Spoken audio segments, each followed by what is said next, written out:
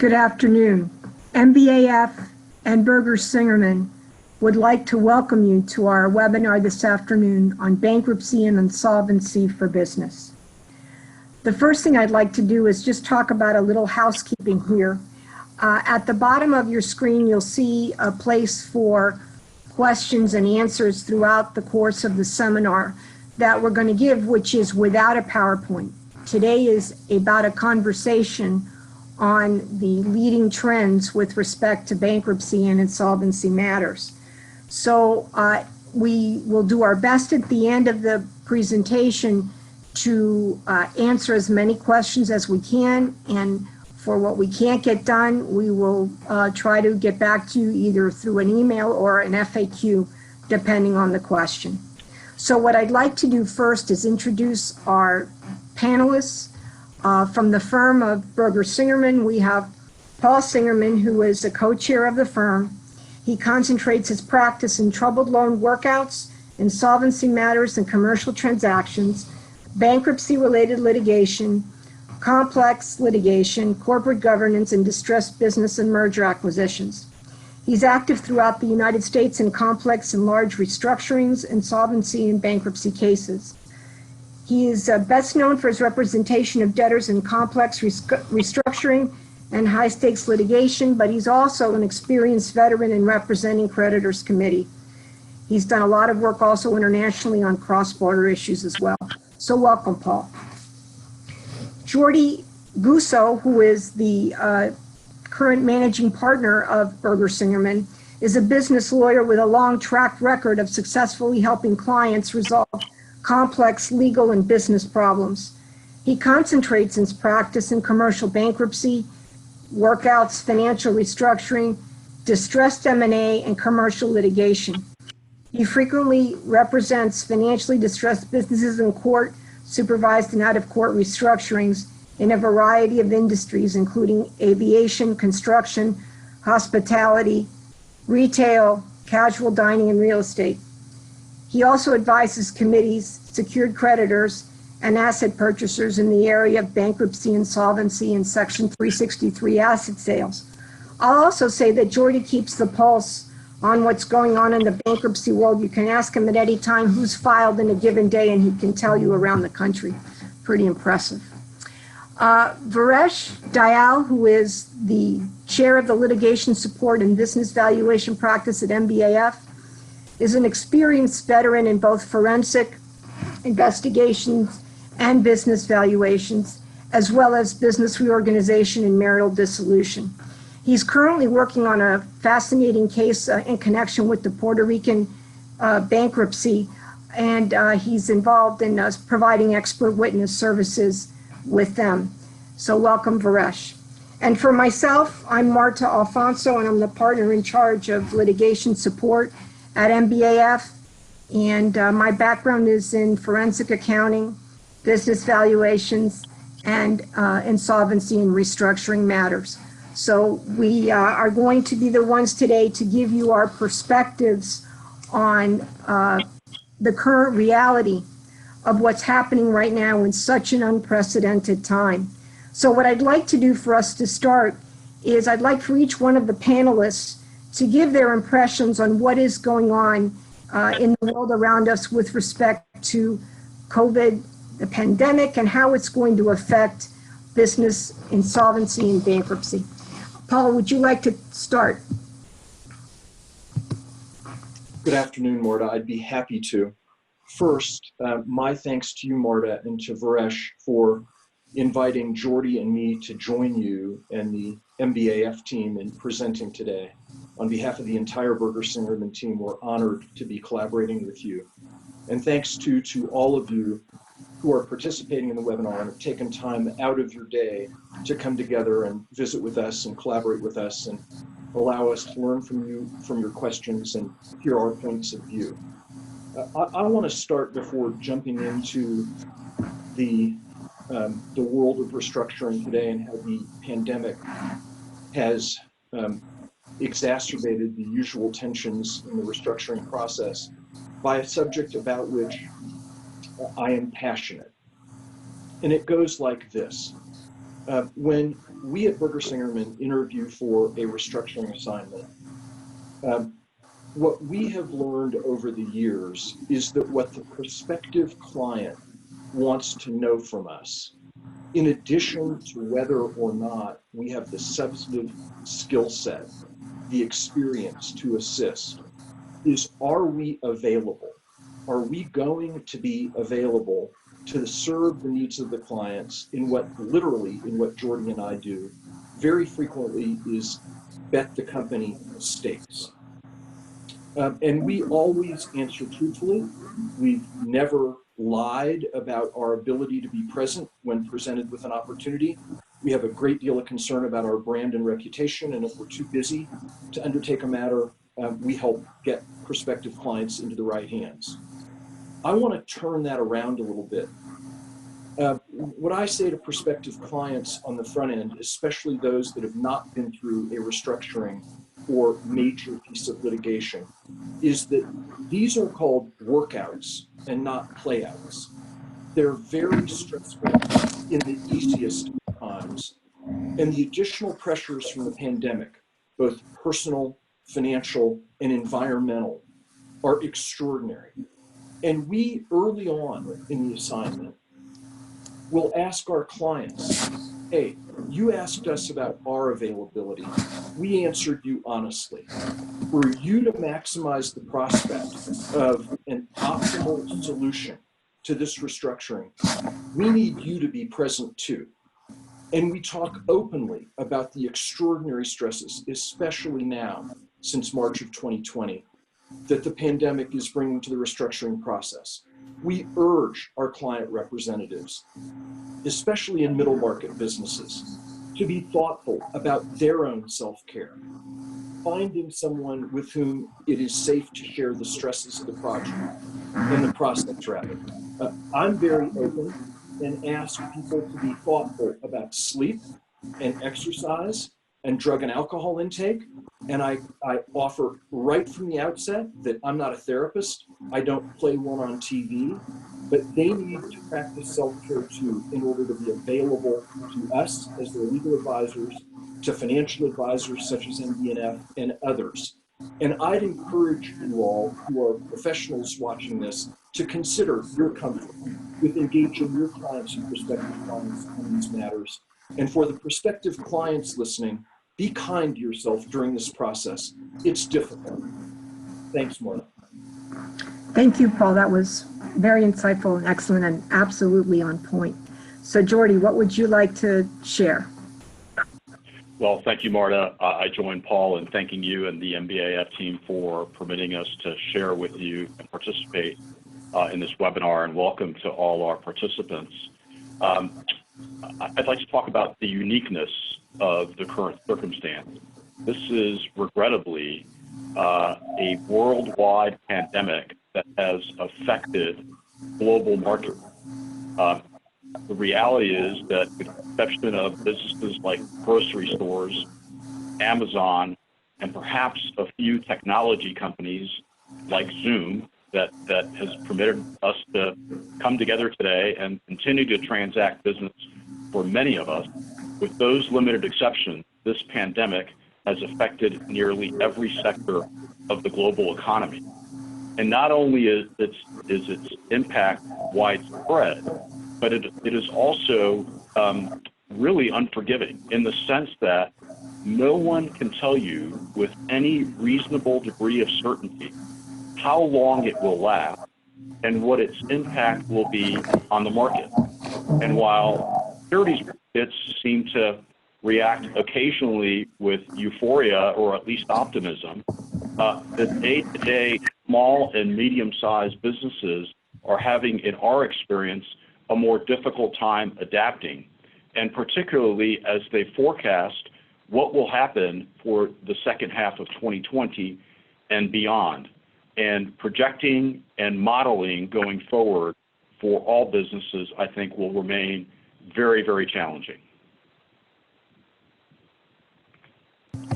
Thank you, Jordy.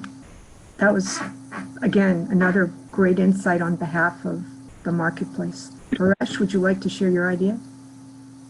So let me share some data points, perhaps. The first quarter of 2020, the real GDP contracted by about 4.1%, and the second quarter was expected to contract by over 35%, and rebounding by about 18% in the third quarter.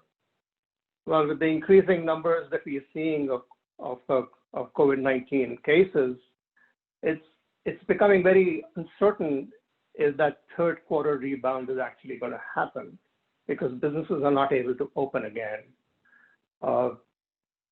We have while Chapter 7 and Chapter 13, which is often filed by individuals,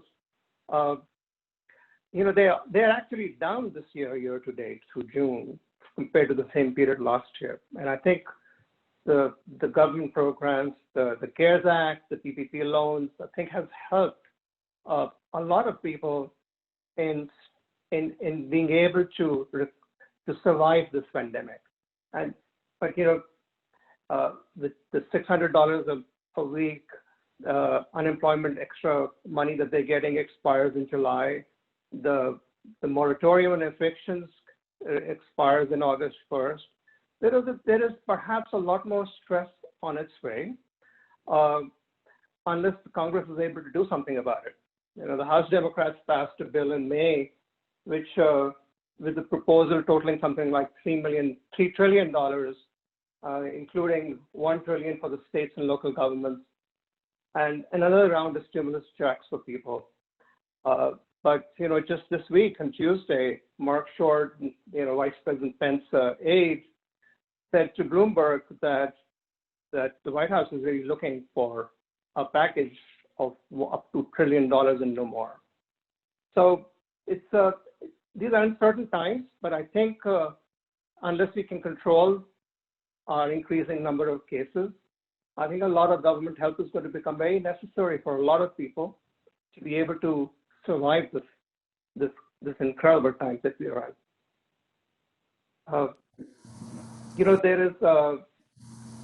There are short-term and long-term impacts of this, and people at this point in time are concentrating a lot on the short term, and it's going to become necessary to also keep an eye on the long-term prospects of how you survive and grow your businesses.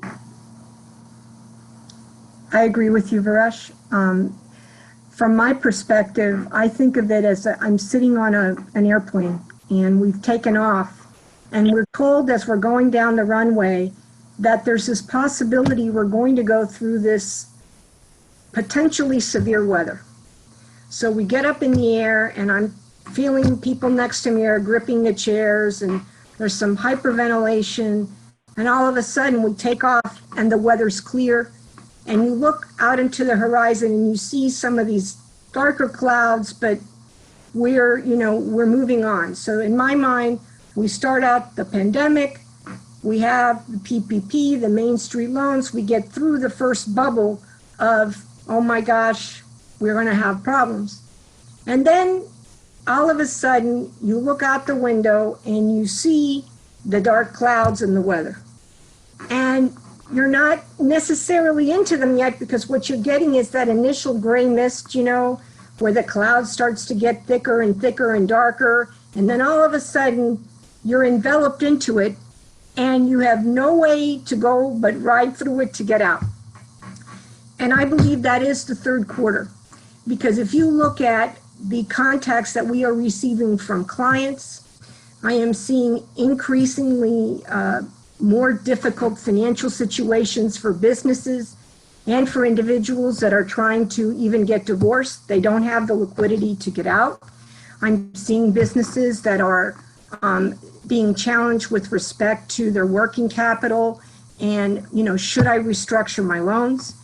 And there was the expectation that the impacts wouldn't necessarily be felt necessarily into the fall, that life would return to normal. And what we're seeing now is indications that they're not. So what I feel like is there are many people coming to say, we are now entering some more rougher weather than when we started. How do we get through it? and how do we get there? And it is about looking at the longer term. And it may be that the business you had as you went into the pandemic is not the same business that you will have when you get out. It doesn't mean that it's negative. There could be opportunities to that. But certainly I agree that you have to look at a long-term type opportunity there. So in coming to what to do in all of this, Paresh, let's say I have a client that has a 5-year lease. He's lost half his business. Employees can work from home. What are the potential options for this kind of a company?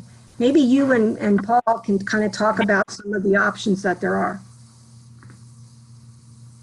I think this is a perfect question for Paul, I think.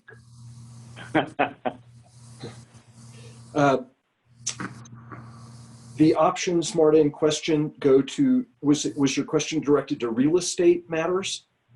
I think a lot of them have to do with real estate matters, yes. Okay, so following along on long-term impact changes and opportunities, what we are seeing, I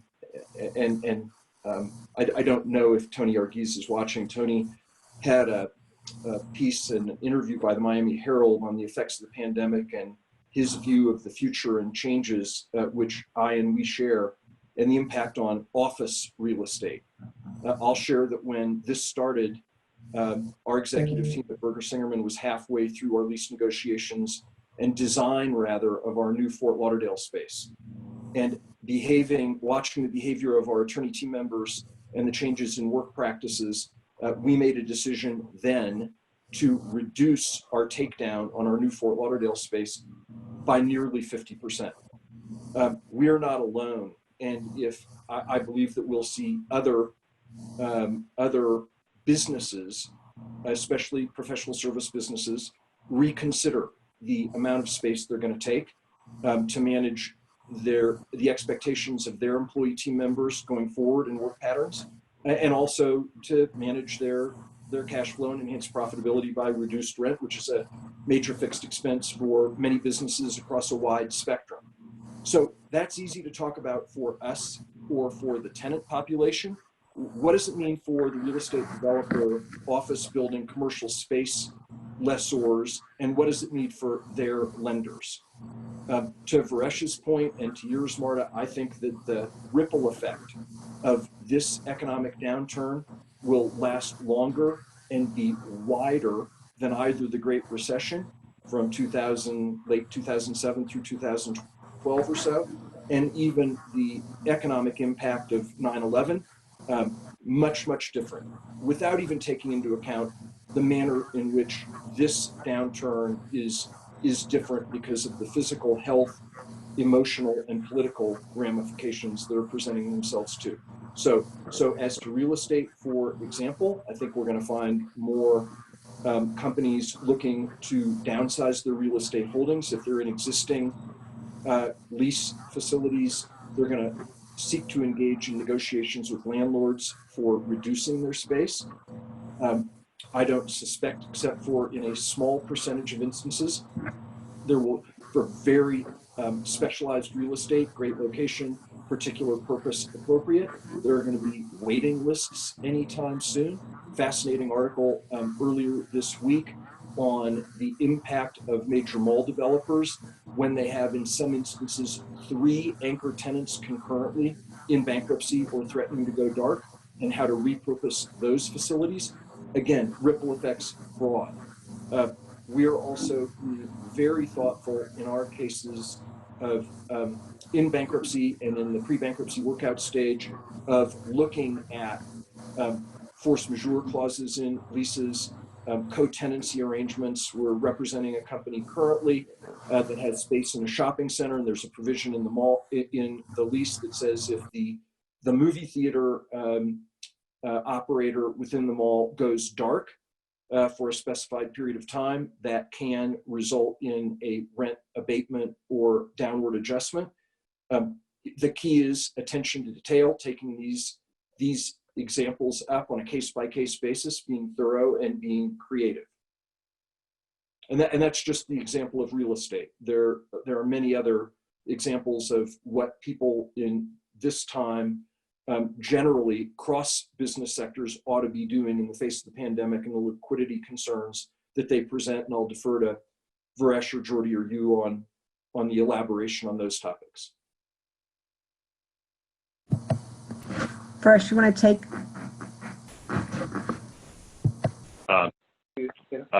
For when we're advising a company, whether it's as a tenant or a landlord, start with analyzing your leases to determine what your obligations are and what rights you may have in these unprecedented circumstances. I think you're not going to find a force majeure clause that includes a pandemic as an out, but you may find a force majeure clause that provides the tenant rent relief in the event that the closure is mandated by government regulation or ordinance, which is where we find ourselves in Miami-Dade County today. Co-tenancy that Paul mentioned, another provision in a lease that may give a tenant relief with respect to the obligation to pay rent if the center or the property within which the business operates has another tenant that goes dark for some reason. And be aware that landlords are coming to these negotiations well-informed, and tenants should be as well. Landlords, as part of a negotiation on rent concessions, are going to request financial disclosures. Tell me what your sales are now. Show me what they were a year ago. Did you apply for a PPP loan? Did you receive a PPP loan? How much of those loan proceeds are you going to make available to pay occupancy expense as permitted by the statute? So the nub of it is you have to come at this process well-informed on either side of the table.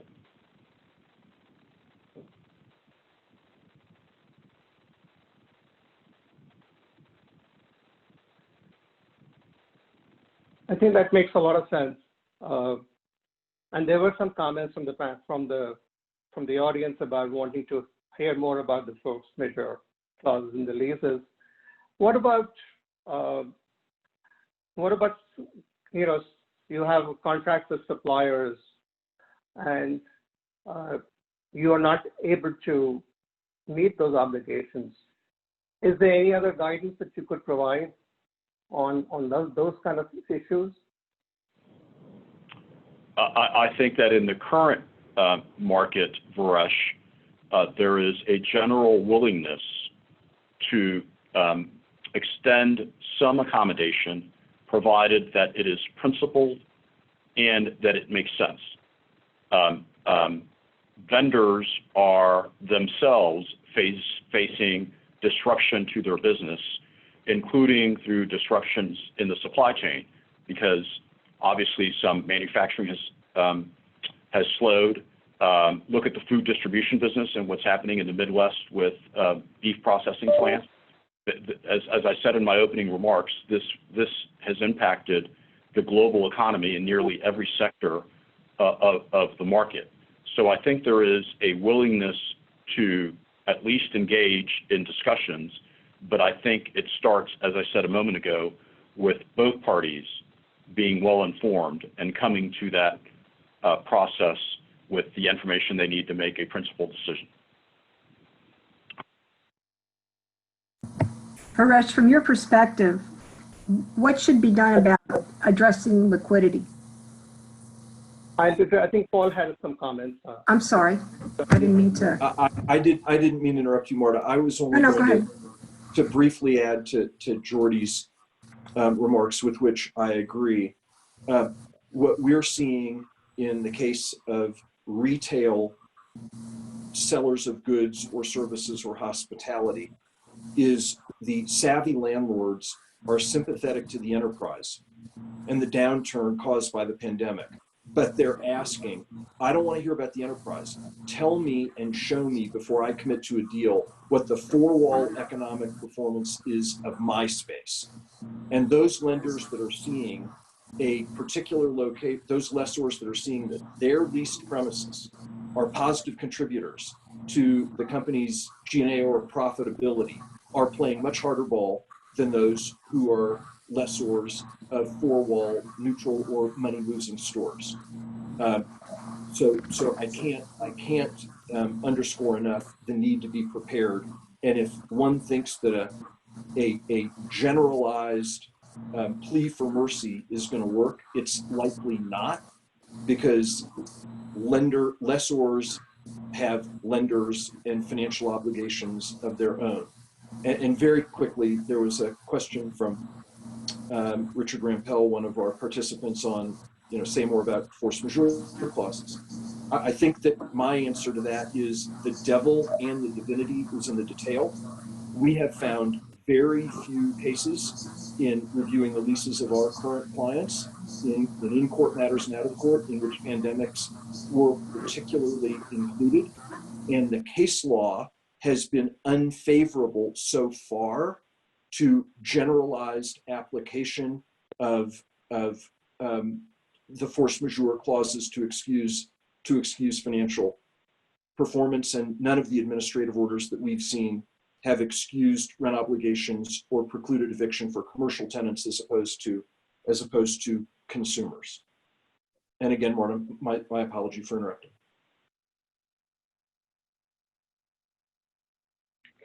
So I want to talk a little bit about, what is the business supposed to focus on at this point in time? And I think, the old saying that cash is king, I think holds very true in these times. And I think companies need to assess and adjust their cash management strategy continuously in this period. And I think a business owner, the CFO, really need to pay attention to cash management, and which requires them to evaluate how their business is doing and how it's expected to do. And if there's ever a time you needed projections, forecasts, and budgets, I think it's now. You really need to be able to see how in different scenarios, if this continues for another 3 months, it continues at a different rate, how your business would do. You have to run several scenarios, including one which is your worst case scenario, which will allow you to prepare to the extent that you can on what you can do to plan for it. And that planning could mean a number of things. It could mean raising cash. It could mean changing some lines of businesses where you have no choice but not to operate all of them. It could mean closing a store. It could mean a number of things. But unless and until you actually do the planning, the budgeting, the forecasting, you may or may not be able to assess the type of difficulties that may happen. I know if this continues for an extended period of time, this business closure, the government will step up. And right now there are bills in Congress, and there is expectation that in the month of August that we should see some new benefit plans come from the White House.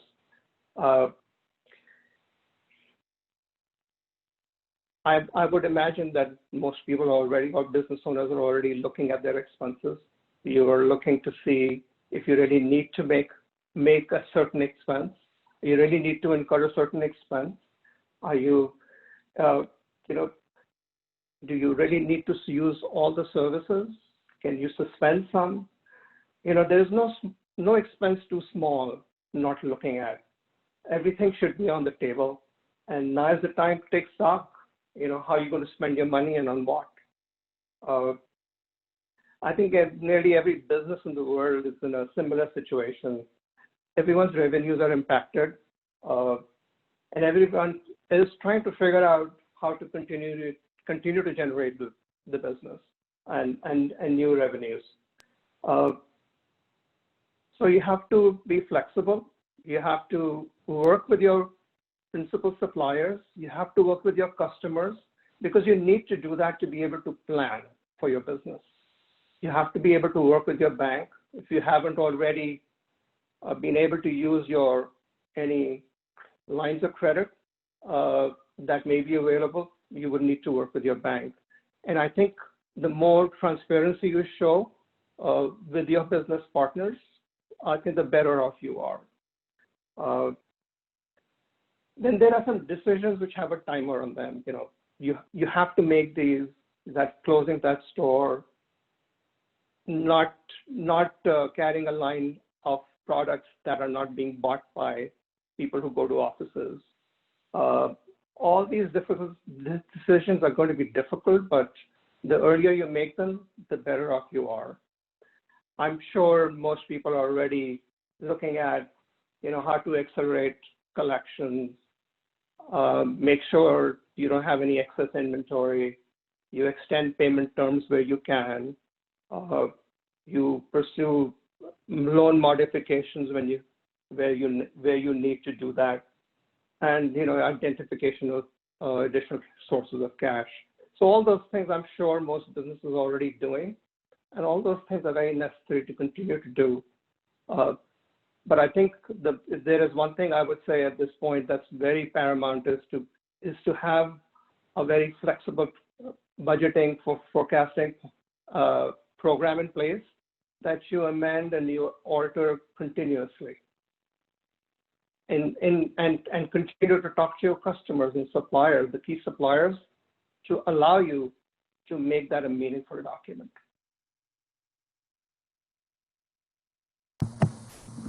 Thank you, Varesh. All those points are very important. I think that keeping your eye on cash on a daily basis now is a good practice. Knowing where your forecast is going to be in the next month and 2 months is also a good practice.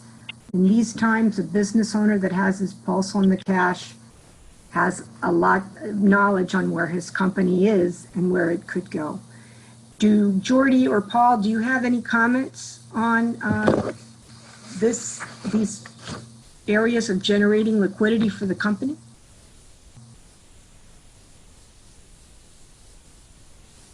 Jordy, you might need to unmute. Yeah.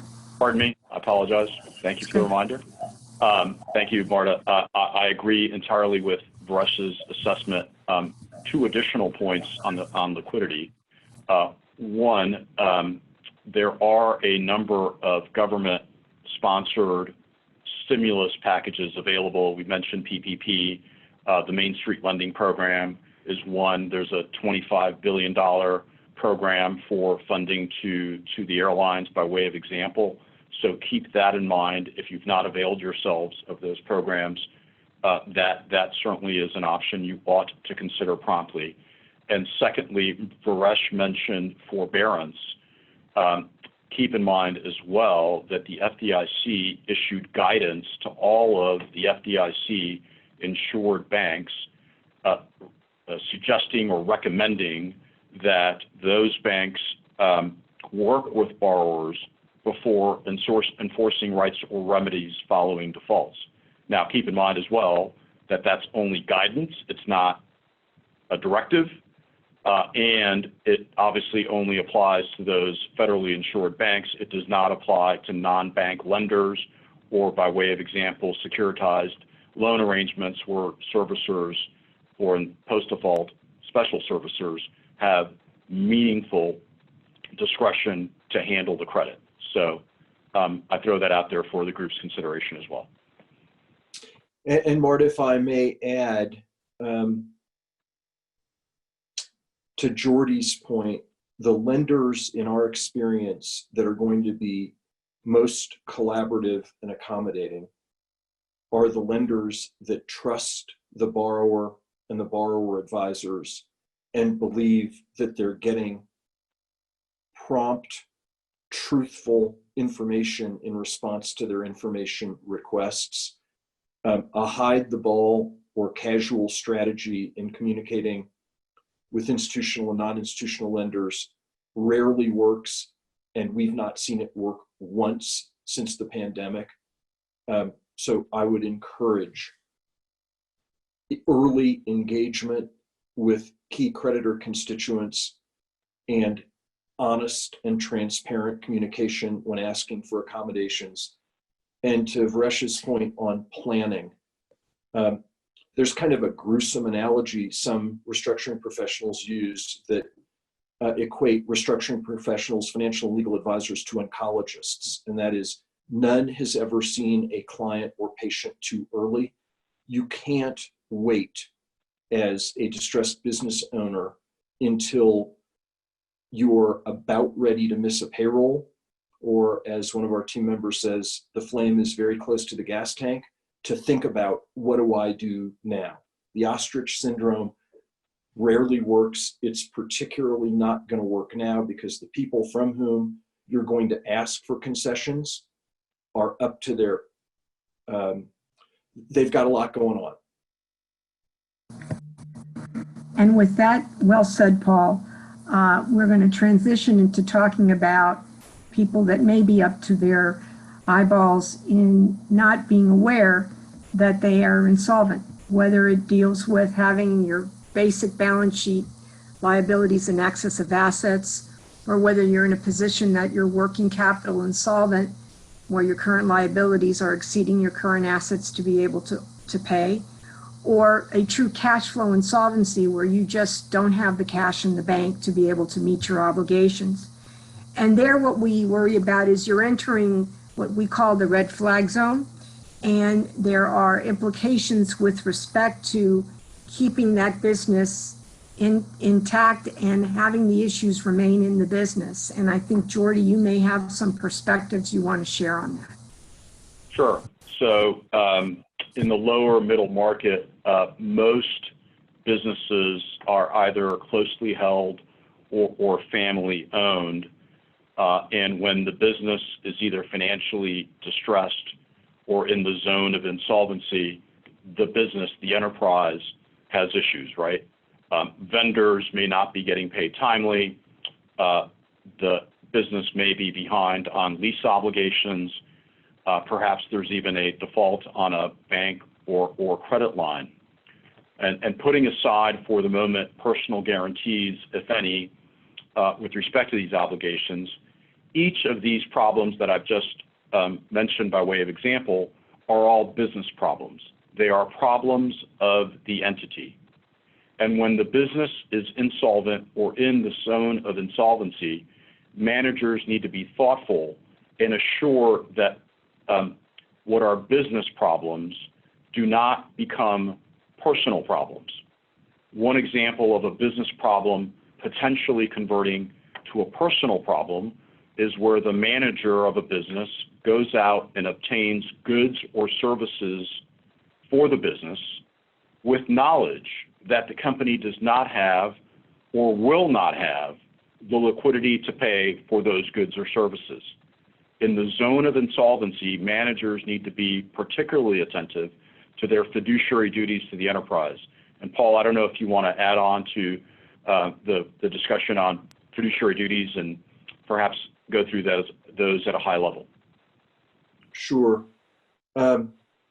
When we undertake a restructuring assignment, early on, we introduce the concept of the Hippocratic Oath. Jordy made this point by saying that business problems remain business problems and not turn into personal problems of officers and directors. I use this as a poignant example, not to be an alarmist or yell fire in a crowded theater, but to make the point. If a financially distressed borrower or company is a borrower of a federally insured bank and is asked in connection with regular financial reporting or in connection with a request for additional credit to be provided or the extension of existing credit, and knowingly provides to that lender materially misleading or false information to induce the lender to grant additional credit or extend existing credit, that is a federal felony. Is it prosecuted all the time? No. Depends on the size and the evidence available to the government if it chooses to investigate. But that's an example where a officer or director of a financially distressed business had no criminal exposure and created it, thinking she or he might be doing the right thing for the business in the moment, What we try to do is never create a problem for officers or directors that didn't exist when the restructuring assignment started, or for the company for that matter. So high-level fiduciary duties. Two principal fiduciary duties for directors, and under Delaware law, the fiduciary duties of officers is consistent with that of directors, and many states follow Delaware corporate law. The duties of care and the duties of loyalty. The duties of care, the duty of care means stay smart, do the work.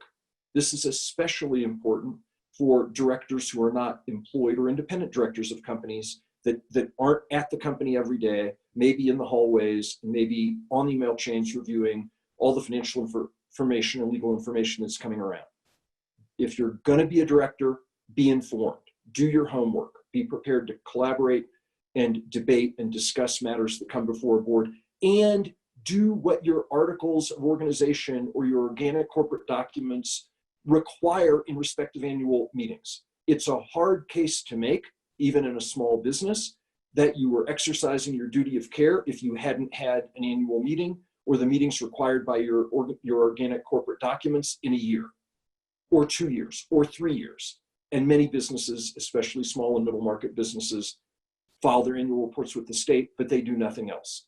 At the outset of the recognition and acknowledgement of distress, do some housekeeping. It's really inexpensive to avoid these problems. It's much more inexpensive than to undergo the cost of fixing them. The duty of loyalty. This is particularly relevant in small and closely held or middle market businesses where there might be personal guarantees issued by officers or directors of the company. And the question is the company taking action that's consistent with the best interests of the company and without having the decisions drive entirely on the impact of a particular action on the issuer of a guarantor? It also arises very frequently where there might be an illiquid or unencumbered asset and the company needs liquidity, and an officer or director or insider offers to buy a company asset or do an insider loan. What are the terms? Are they market? Is it going to be well documented to avoid it being later subject of a recharacterization to equity claim by creditors who may be unpaid in or out of bankruptcy?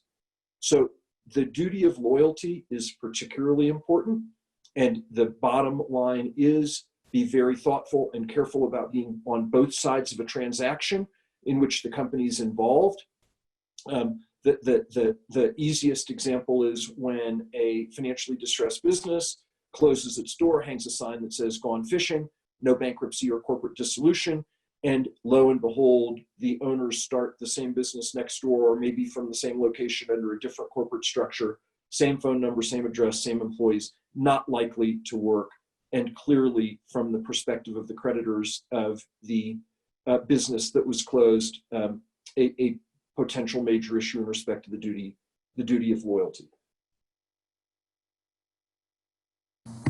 Thank you so much. We've gotten one question that I think I'd like to interject here at this time, which is, are lawyers or accountants normally equipped to turn around the business? Or is that a specialized skill? And the other question that's been posed at the same time is, what type of information is needed to properly advise that type of client? Do you want to ask Varesh to address that from the financial advisory side, or Jordy? That would be fine. Either Varesh or I can take that, either way. Whatever you say. Varesh, you want to take a shot at that?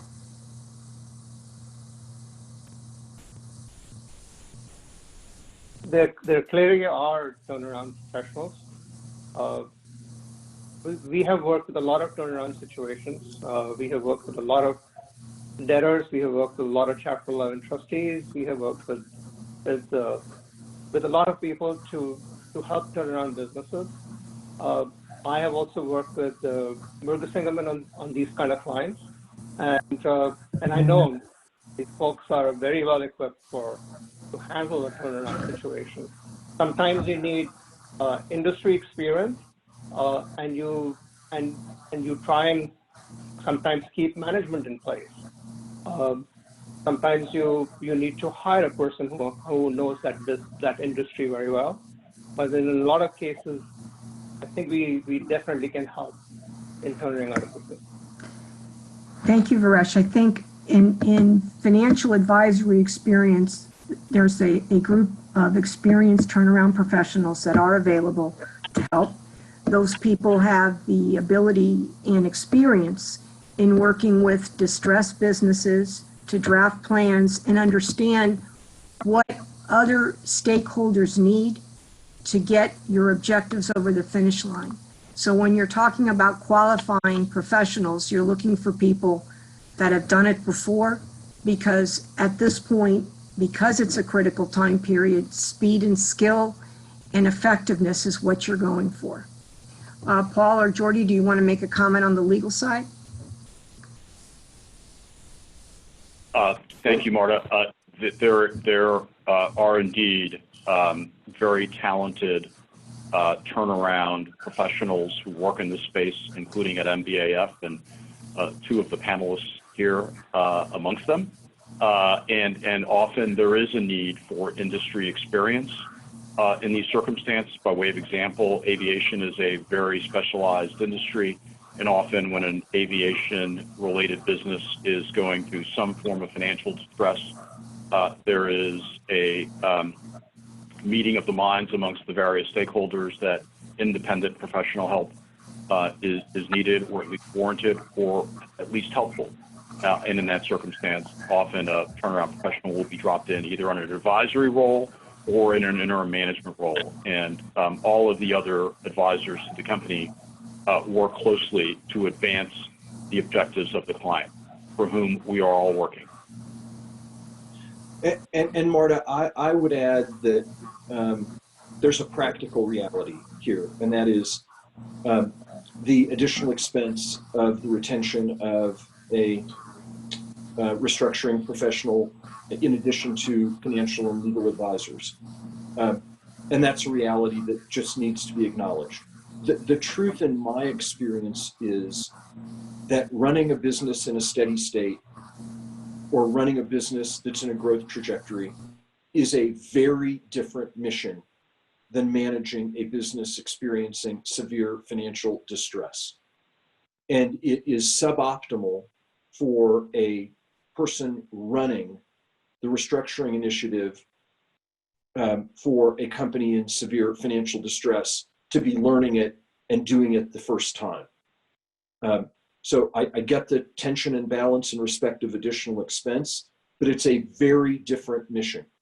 And I'll close by adding that depending upon the size of the company and the amount of the debt, if you're looking for, as the distressed company, accommodations from your lenders, in my experience, lenders often take comfort in a management team that says, hey, we haven't done this before, or we're not best, and we've made the decision to bring in X, who's an experienced restructuring professional, and we're going to continue to manage relationships, to manage company employee morale, sales matters, and we're going to go to a specialist. We're not going to operate on ourselves. We're going to go to someone who knows what she or he is doing to help us through. Lenders take comfort in that, in our experience.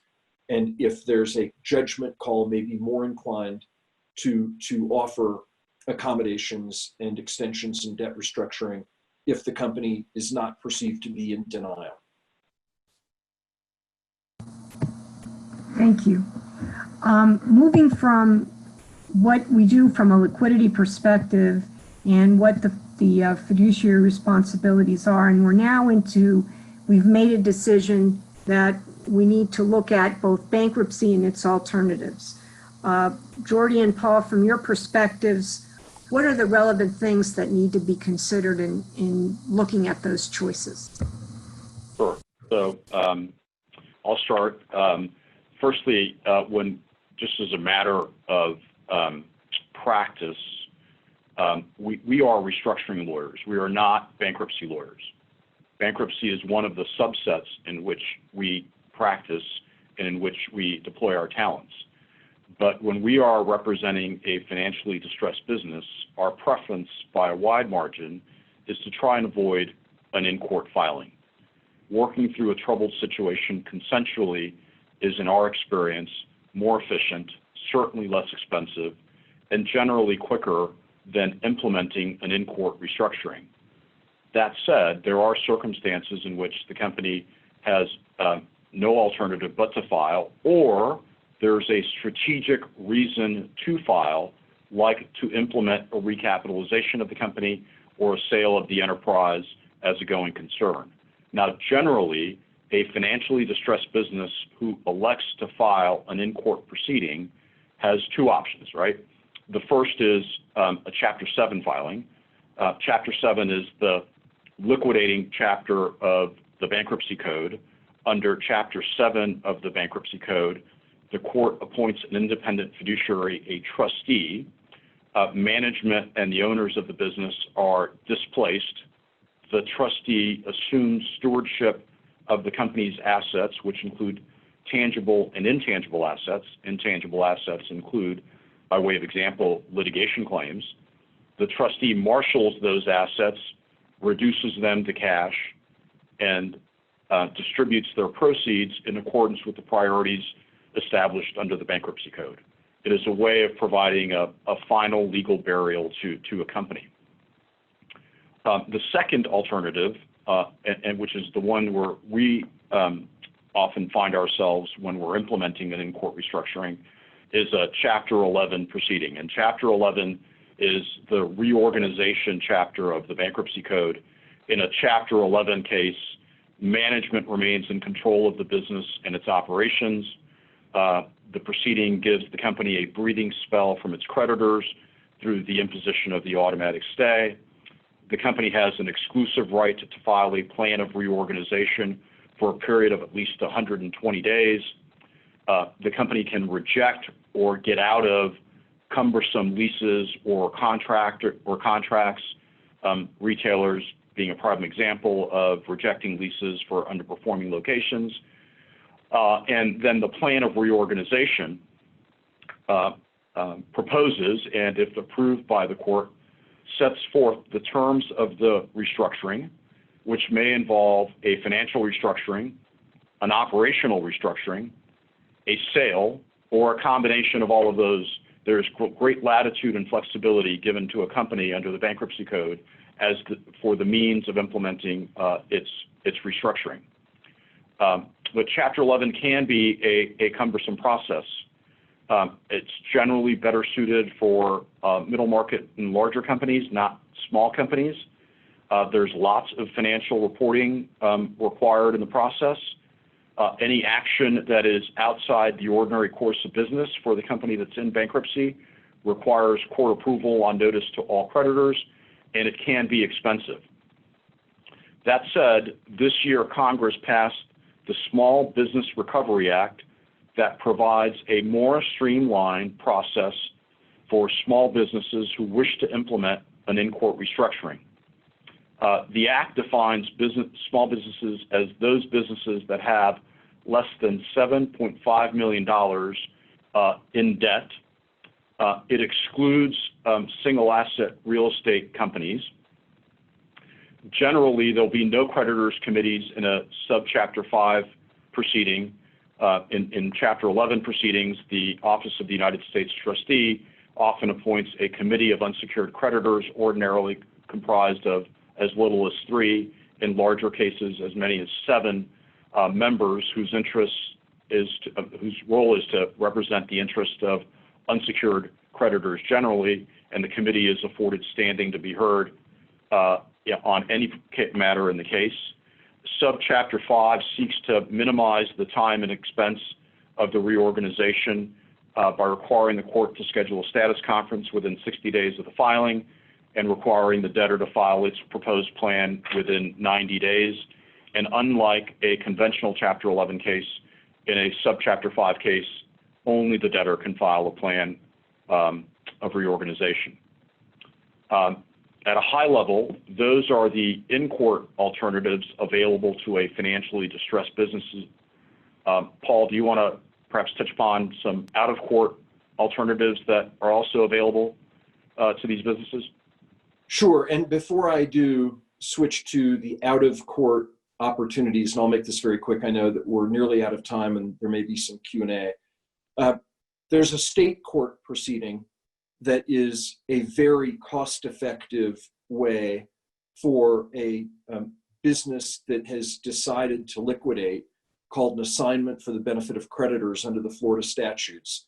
And the goal of any of these liquidation proceedings that I'm going to talk about, the state court assignment for the benefit of creditors, or a judicial corporate dissolution or non-judicial corporate resolution, is to reinforce this objective that we bring to every matter, to do no harm, to create no additional unnecessary exposure. So if there is a company, the decision's been made to cease operations and liquidate, by undertaking an assignment for the benefit of creditors and having a state court bless the final disposition of assets, what to do with books and records and the like, or by undertaking a corporate dissolution under state statute, and complying with the statute in non-judicial proceedings and court orders in judicial, the former owners, the former officers and directors can have some comfort that there's a period at the end of the sentence of this business's life. I think that I'll stop there, Marta, and defer to you for our remaining few minutes, and thank you again. Thank you. I think we've been answering the questions and the comments that have been coming through at this point. I think we have a few more minutes, and I'd like to just get the panelists' final thoughts about opportunities for opportunistic investors with patient money. Would any of you like to comment on that? Jordan, you need to unmute. Thank you again. We're seeing some of that for sure, perhaps not with the same level of activity as we saw during the Great Recession, but by way of example, the casual dining chains that have filed, a number of them have found transaction partners as a way to emerge. Crystal Burgers, everybody who went to college certainly has had a Crystal Burger. At least one. With a credit bid by Fortress to buy it out of bankruptcy. Logan's Roadhouse, Gordon Biersch, Brio, which is a Florida filing, Bravo, all of those were able to find transaction partners.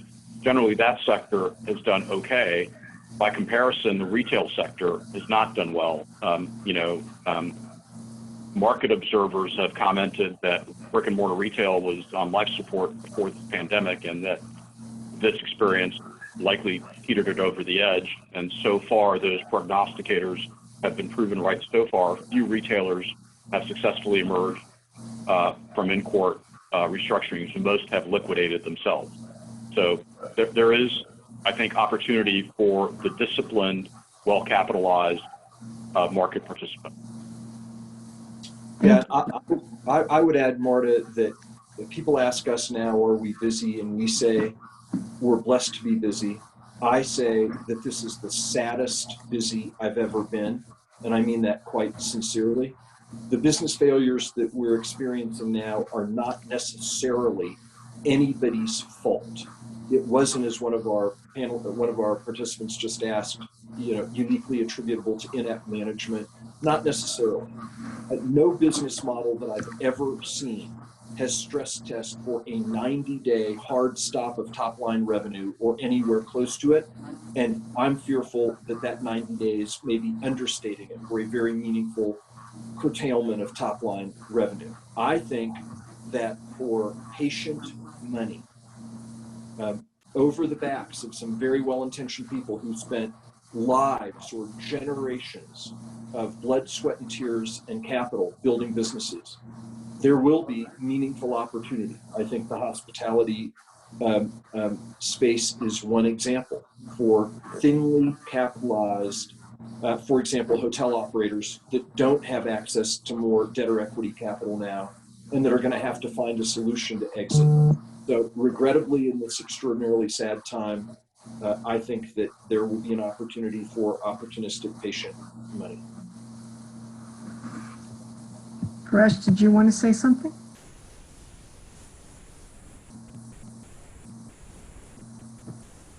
I just hope that Congress has politics aside and passes this relief bill, which is overdue at this point in time. It's been a while since we last saw a relief program, and it's really badly needed.